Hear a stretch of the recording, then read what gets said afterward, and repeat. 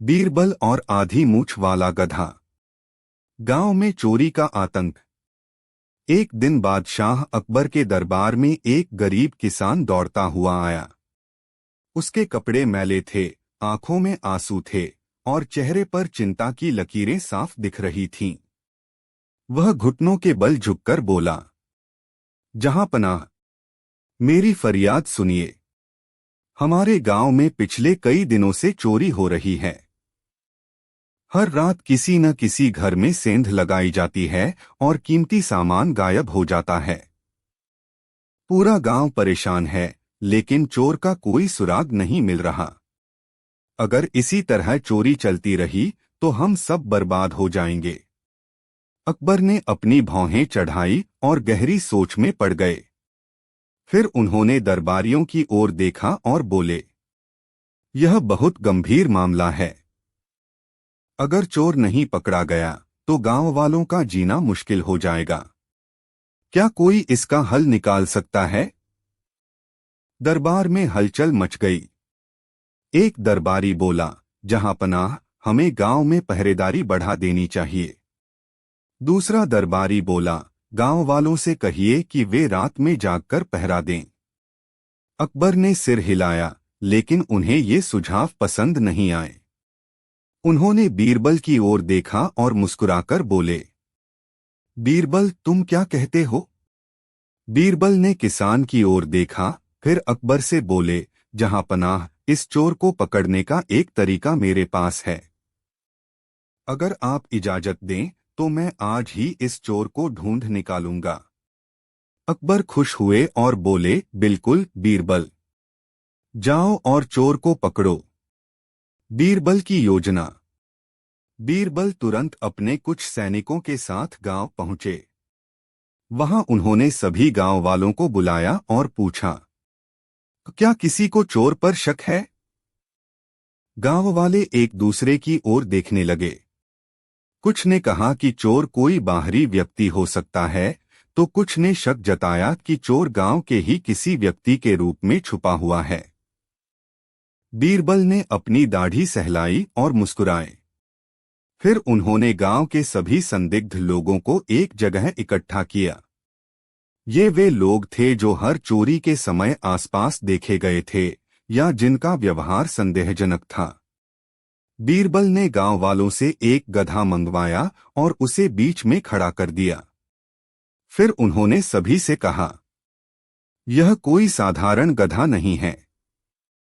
यह जादुई गधा है।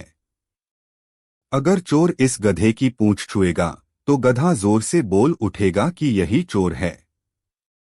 चोर का डर। संदिग्ध लोग डर गए। एक ने कहा, बीरबल जी, क्या सच में यह गधा जादुई है? बीरबल गंभीरता से बोले, बिल्कुल। यह गधा किसी भी चोर को पकड़ सकता है। तुम सब एक एक करके अंदर जाओ, गधे की पूंछ को छुओ और कहो कि तुमने चोरी नहीं की। फिर देखो कौन पकड़ा जाता है। सभी को एक एक करके गधे के पास भेजा गया। वे गधे की पूंछ छूकर कहते, मैंने चोरी नहीं की, फिर बाहर आ जाते। अंत में सभी वापस आ गए। गांव वाले हैरान थे कि गधा चुप ही रहा। किसी ने सोचा शायद यह कोई मजाक था।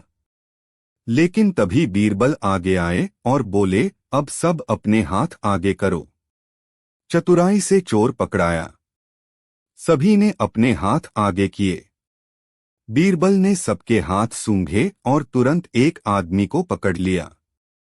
अकबर के सैनिकों ने उसे घेर लिया। वह कांपने लगा और बोला, मैंने कुछ नहीं किया। बीरबल मुस्कुराए और बोले, अब सच बताओ, चोरी तुमने ही की है ना? आदमी की आंखों में डर था। वह धीरे धीरे जमीन पर गिर पड़ा और रोने लगा, हाँ, मैंने ही चोरी की थी। लेकिन आपने मुझे कैसे पकड़ लिया? बीरबल हंसकर बोले, यह गधा जादुई नहीं था, लेकिन मेरी चालाकी जरूर थी। दरअसल मैंने गधे की पूंछ पर काला रंग लगाया था। जो निर्दोष थे उन्होंने बिना डर के पूंछ छू ली और उनके हाथों पर रंग लग गया। लेकिन तुम डर गए थे कि गधा सच में बोल उठेगा, इसलिए तुमने गधे की पूंछ छुई ही नहीं। तुम्हारे हाथ साफ थे और इसी से मैं समझ गया कि चोर तुम ही हो। अंत में न्याय मिला। गांव वाले बीरबल की इस चतुराई से बहुत खुश हुए और चोर को पकड़कर अकबर के दरबार में ले जाया गया। अकबर ने बीरबल की तारीफ करते हुए कहा, बीरबल, सच में तुम्हारी बुद्धि का कोई मुकाबला नहीं। तुमने बिना किसी हिंसा के चोर को पकड़ लिया। यह एक बेहतरीन न्याय है। बीरबल मुस्कुराए और बोले, जहां पनाह, अपराधी कितना भी चालाक क्यों न हो, सच्चाई हमेशा जीतती है। चोर को जेल भेज दिया गया और गांव वालों ने चैन की सांस ली। उन्होंने बीरबल की जय जयकार की और खुशी खुशी अपने घर लौट गए। शिक्षा। इस कहानी से हमें यह सीखने को मिलता है कि चालाकी और बुद्धि का सही उपयोग किया जाए तो किसी भी समस्या का हल निकाला जा सकता है। बीरबल की तरह हमें भी अपनी समझदारी का इस्तेमाल करके सच और झूठ का फर्क करना चाहिए। टाइटल: बीरबल और जादुई गधे की चालाकी।